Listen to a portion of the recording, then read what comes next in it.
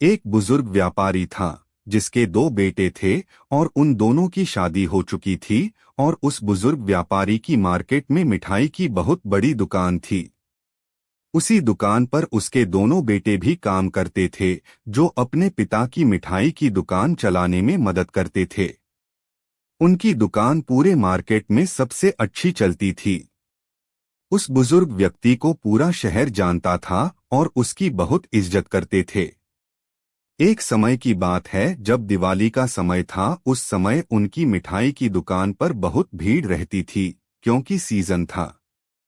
उनकी दुकान पर एक व्यक्ति आता है और उनसे मिठाई खरीदता है और जाने लगता है। तो वह बुजुर्ग व्यक्ति उस व्यक्ति से कहता है, साहब मिठाई के 500 रुपए तो दे दीजिए। व्यक्ति कहता है, पैसे दे तो दिए, और कितने पैसे चाहिए? बुजुर्ग व्यक्ति, साहब अभी आपने पैसे नहीं दिए। व्यक्ति कहता है, अरे बुढ़े पागल हो गया है क्या, तुझे पैसे दे तो दिए। और उनकी बहस होने लगती है और इतने में उस व्यक्ति को गुस्सा आ जाता है और वह उस बुजुर्ग व्यक्ति में एक थप्पड़ मार देता है। फिर वहां पर बहुत भीड़ लग जाती तो वहां लोग उस मामले को रफा दफा कर देते हैं। बुजुर्ग व्यक्ति के दोनों बेटे अपने पिता को संभालते हैं, फिर अन्य ग्राहकों को सामान देने लगते हैं। धीरे धीरे रात हो जाती है और दोनों लड़के घर निकल जाते हैं और बुजुर्ग व्यक्ति थोड़ी देर और रुकता है।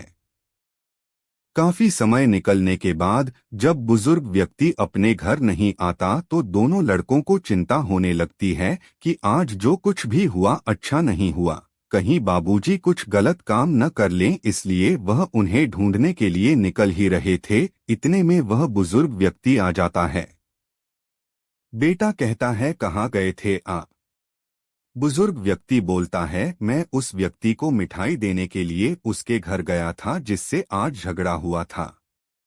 बेटा कहता है, आप उसके घर क्यों गए थे? बुजुर्ग व्यक्ति बोलता है, आज मैं तुम्हें बताता हूँ कि बिजनेस कैसे किया जाता है। बुजुर्ग व्यक्ति बताता है, जो होना था वो तो हो ही गया। फिर मैं उसके घर गया और मैंने उससे बोला कि सर मेरी गलती थी, जब मैंने हिसाब मिलाया तो सब बराबर निकला। फिर मैंने उसे मिठाई दी और मैं वापस आ गया। बेटा कहता है, एक तो उसने मिठाई के पैसे भी नहीं दिए और आप उससे घर जाकर माफी मांग कर आ रहे हैं। बुजुर्ग व्यक्ति कहता है, तुमने बिजनेस करना तो सीखा ही नहीं। अगर आज मैं उसके घर नहीं जाता तो वह दूसरी जगह से मिठाई खरीदता और पूरे मार्केट में हमारी बुराई करता, जिससे हमारी दुकान की वैल्यू गिरती। लेकिन अब वह हमारी बुराई नहीं करेगा और हमारे पास से ही मिठाई खरीदेगा।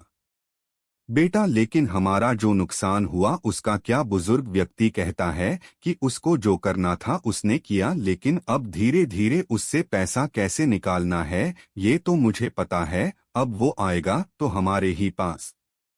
इसे कहते हैं व्यापारी। चाहे कितनी ही बड़ी समस्या क्यों ना खड़ी हो जाए, लेकिन एक व्यापारी हमेशा अपना फायदा ही देखता है। सबसे ज्यादा जो अहम है उसके बारे में सोचना चाहिए। हमें अपनी सोच को सकारात्मक रखना चाहिए। जिस तरह उस बुजुर्ग व्यक्ति में नकारात्मकता में भी सकारात्मक विचार रखा, उसी तरह हमें भी हर परिस्थिति में सकारात्मक नजरिया रखना चाहिए। परिस्थिति कैसी भी हो, हमें अपने ग्राहक से अपना व्यवहार खराब नहीं करना चाहिए, क्योंकि कौन सा पेड़ कितनी गहराई रखता है ये हमें पता नहीं होता। इसलिए अपने ग्राहक के साथ अच्छा व्यवहार होना चाहिए। बिजनेस करने के लिए आपको सबसे ज्यादा जरूरी है लोक व्यवहार। उसमें आपको महारत हासिल करनी होगी ताकि आपका बिजनेस किसी भी परिस्थिति में बंद ना हो।